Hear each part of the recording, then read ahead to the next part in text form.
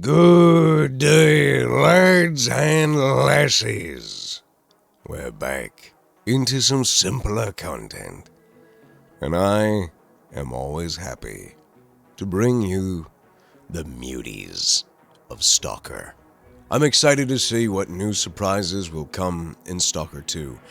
We are less than 8 days away, but for now, let's cover our classic freaks and geeks of the zone. Today, we're covering animals and beasts. Let's get into it. Before we do, I want to thank my patrons for supporting the channel on Patreon. There's a link down below in the description. You can join them there. You can also support by becoming a channel member here on the YouTube channel. You can always support for free if you like the video. Like, subscribe, comment, share your thoughts and your favorite animal or beast in the comment section down below. Blind dogs. Lone canines aren't all that dangerous, but packs of them are a real pain in the ass. They only attack if they're hungry. The bad thing is, they're almost always hungry. If you're up against a whole pack, try to pick them off from a high spot, else they'll just run you over. Gonta. Mutation and contamination have mutated man's best friend into a deadly beast. With the loss of their eyes, these creatures rely on their heightened senses of hearing and smell to hunt, fight, and navigate through the anomalies and radiation without issue. They also seem to have a high resistance to electricity. You'll also see through your travels many an albino blind dog. Aim for the head, Stalker, and try not to miss. Pseudo dogs. Far more cunning and dangerous than their blind counterparts. The pseudo dog is a perfect pack leader for the hounds of the zone. Having descended from the wild wolves of the zone, these beasts will roam in packs with blind dogs, or alone, surviving on mutants smaller than itself. These beasts are keen to know where their place is within the zone, working to hunt boars and fleshes, usually winning against them as a pack. But challenging snorks, burrers, and bloodsuckers is a feat only taken on by the largest of packs. Their only absolute threat being a pseudo-giant, which has been seen to take out entire packs by itself. Clever stalkers have also been known to tame pseudo-dogs, with notable stalkers Doctor and Noah being the shining examples of a trusting hound that can save your life in the end. Side dogs. If one suddenly turns into a whole pack, then remember, you're being attacked by phantoms. The real pseudo-dog will hang back and only try to bite you now and again. Try to identify it. As soon as the real dog is dead, the phantoms disappear. Gonta. A relatively solitary subspecies that can be found roaming the zone, white fur marking its unique abilities. The side dog will use its powerful mutations to manipulate the mind of stalkers, believing a whole pack is coming down upon them. Luckily, these phantoms cannot kill you. It is when the real one gets a hold of you, shit turns south. Remember, Stalker, try to find the real one in the pack and focus it down. Ammo can only get you so far. Oh, and if you're wondering, the relatively part, they will sometimes work in groups of 2. Best advice? Shoot fast and find a high spot. Last thing you want is 2 full packs up your ass and not knowing which one's real and which one's fake. Boars. A common mutant found in the zone. Less touched by mutation physically than other muties, they have discovered that long pig tastes just as good as everything else, and have the intelligence to get after it. This beast can get as big as 1.5 meters tall at the shoulders, and it will outsurvive all of its non-mutated relatives outside the zone. Radiation and anomalies have played a large part in developing the already dangerous animal into a true predator. Its hooves turn sharp and near mimicking claws, fur falling out in areas to regrow into thick bristles, and growing an extra pair of tusks in its maw to rip and rend flesh from bone. Yes, these creatures are far deadlier than the ones you're used to. Additionally, the boar are very territorial and resist radiation well, spending much of the time in rad-heavy areas. Should you find yourself up against a pack of 2 to 6, you just need to be quick enough to dodge, duck, dip, dive, and dodge as you dwindle their number, sending the last survivor scurrying for its life, should there be one left. However, their charge is dangerous, and should they knock you down to the ground, their clawed hooves will shred you to ribbons as they trample you underfoot. If they surround you, you might want to think about taking the easy way out. Grenades. Fleshes. Okay. Flesh are the most harmless of mutant. They try to stay away from stalkers, but they'll fight back if you attack them. Gunta.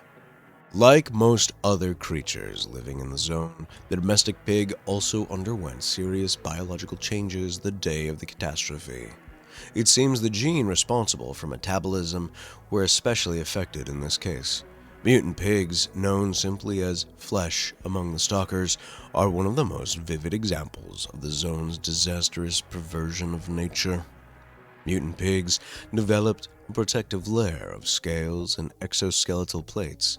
The regeneration potential increased several times, as did the complexity of their nervous system.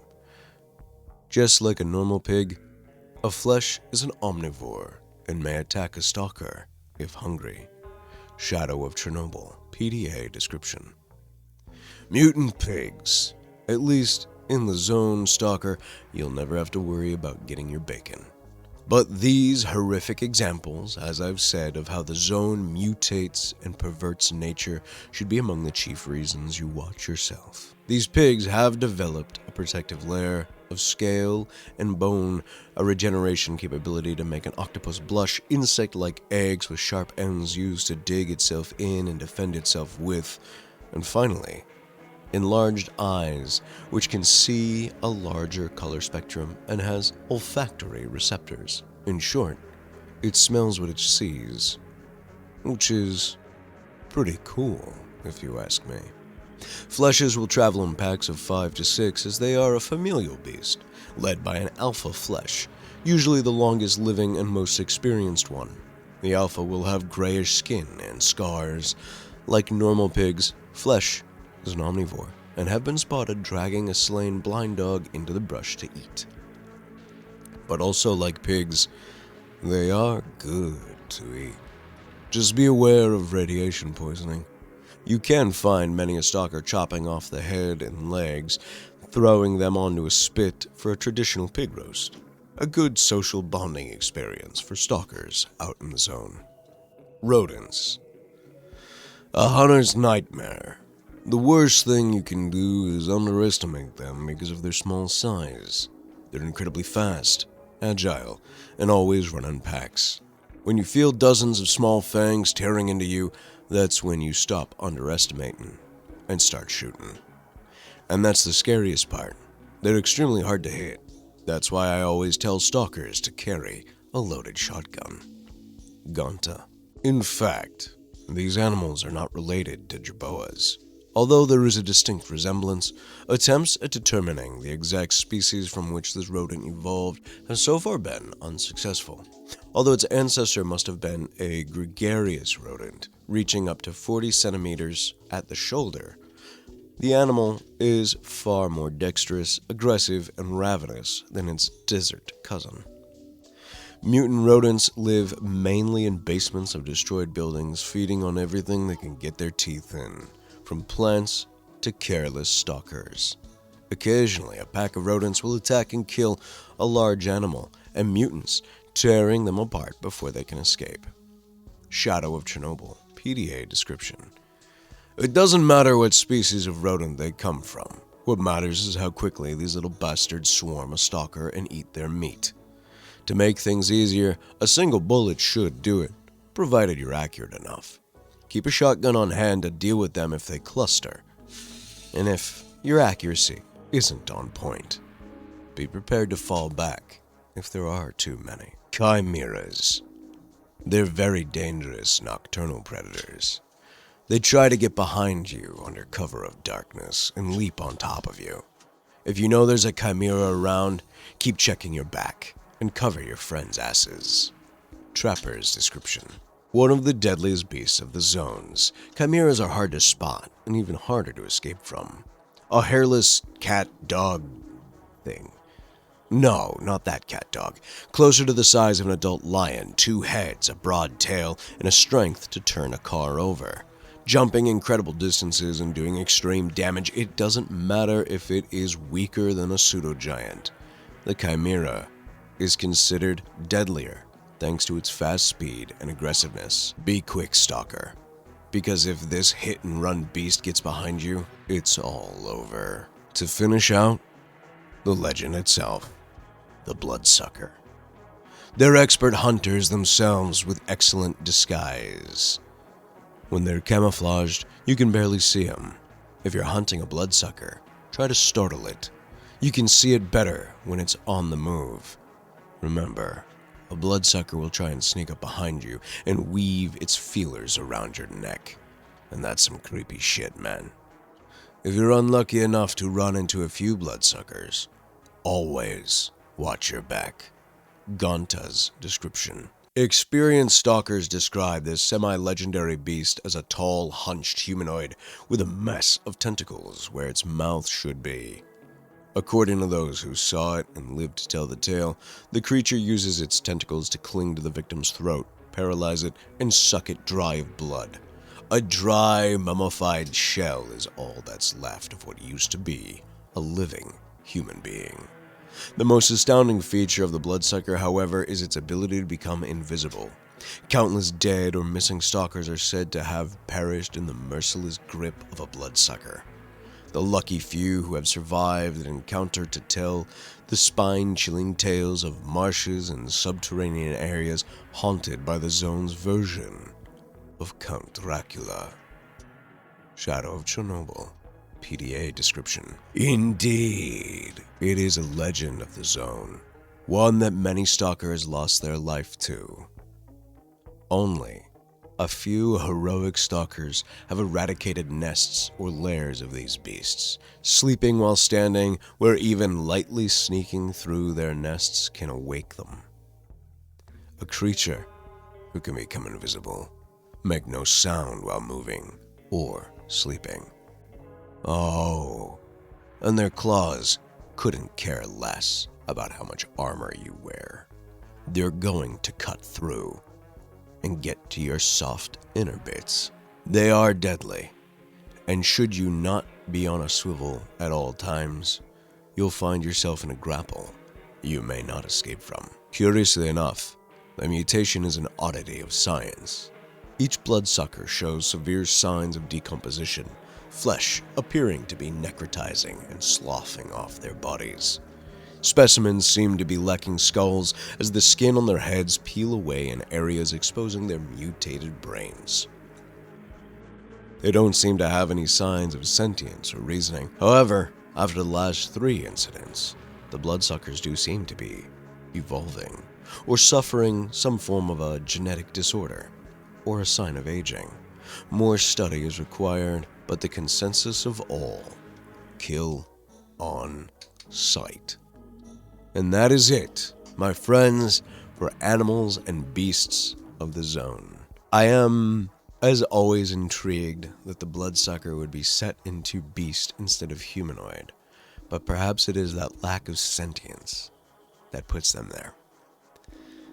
I will say, out of all of my reads for the beast section, My favorites in here have to be the Psy Dogs. If you've not played Call of Pripyat, there is only one instance where you get attacked 2 Psy Dogs at once, and that is when you go into the Jupiter facility, and there are 2 Psy Dogs at the crashed helicopter. Spoiler, game is quite old. I'm not really gonna feel too bad about that one. A little bit of coffee there. But I do like the Psy Dogs. I think they're a very unique creature, and I hope we get to see them again. I do hope we get to see some new beasts as well in Stalker 2. A lot of new enemies. And I do love the way that the Bloodsuckers look in Stalker 2. As you guys know, maybe you don't need to have played any of the Stalker games before Stalker 2. But if you have, it's a good time to be excited. The monsters are high def, they look good, they look scary, they look all types of fun. And so I think it's going to be a good